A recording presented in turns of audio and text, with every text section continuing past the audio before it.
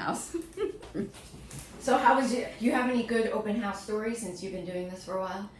Yes, since I have been doing this since 2009, I have a very good memory of my second open house as to what happened. I went to the open house. This was in Old Bridge, a townhouse. It was a very beautiful townhouse. I opened the door. There was a huge party that happened the night before. There were blankets, bed sheets everywhere in the first floor, on the sofas, family room, everywhere, and there were beer bottles on the kitchen countertop. And how far, when was the open house going to be? Open house was from 1 to 4. I reached there at 12:30, putting my signs in and everything. I opened the door and I go there and I go, oh my God, this is my house.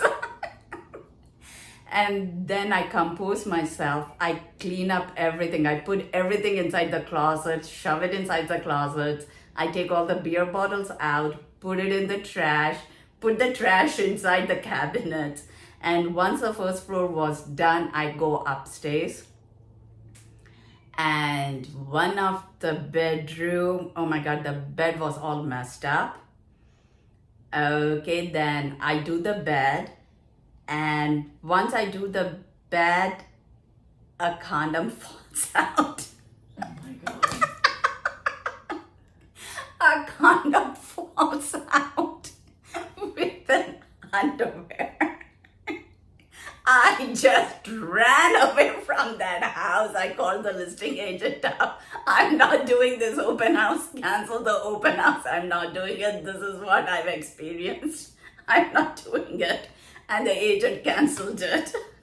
So did you ever find out, was it the homeowner or did someone crash their house? It was an investment property and there were tenants living there. Apparently, the master bedroom was locked from inside. I was knocking and nobody was opening. So it was a wedding party that happened.